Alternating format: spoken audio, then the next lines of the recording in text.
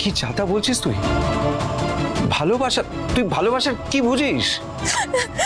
হ্যাঁ বাবা, ও আমাকে ভালোবাসে। বাবা বাবা দেখো, ও আমাকে এই রিংটা দিয়ে আজকে প্রপোজও করেছে। বাবা ও আমাকে সত্যি খুব ভালোবাসে।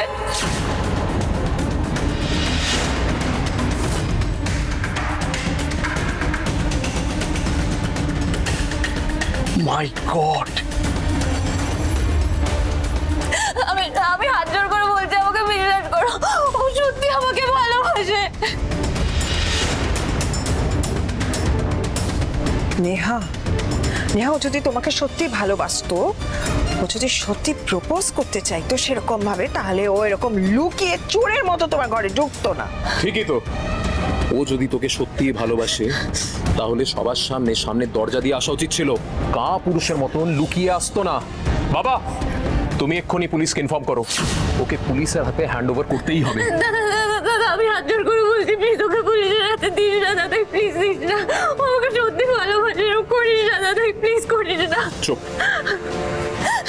Gate out and get lost from here. আজকে নিহার জন্য আমি তোকে ছেড়ে দিচ্ছি, বেরিয়ে যা।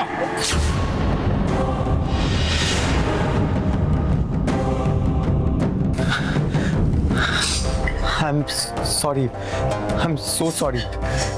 আমি সত্যি চাইনি আজকের দিনে এরকম একটা সিন ক্রিয়েট হোক। আমি চলে যাচ্ছি। I am sorry.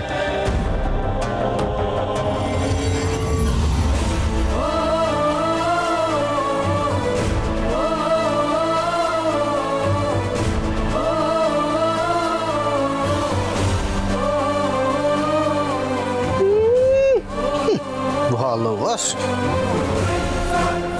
ওকে ময়ূরাক্ষী, আমরা তাহলে আসি।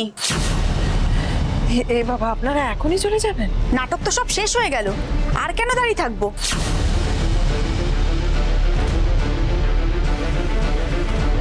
তবে আমার একটা কথা ভেবে খুব খারাপ লাগছে, খুব খারাপ লাগছে। আমাদের এতদিনের রিলেশন আমি স্বপ্নেও ভাবিনি। আমার মেয়ের একজন বয়ফ্রেন্ড থাকা সত্ত্বেও তুমি আমার ছেলের সাথে বিয়ের প্রস্তাব দেবে। আপনি আমাকে ভুল ভাবছেন। কিসের ভুল বোঝাবুঝি? তোমার মেয়ে সবার সামনে স্বীকার করলো যে সে ওই ছেলেটাকে ভালোবাসে, সবার সামনে ওই প্রপোজ করা আংটিটাও দেখালো। এরপরও বলবে যে আমরা ভুল বুঝছি? আর তাছাড়া ঘরের দরজা বন্ধ করে ওরা কি করছিল সেটা ওরা মুখে না বলে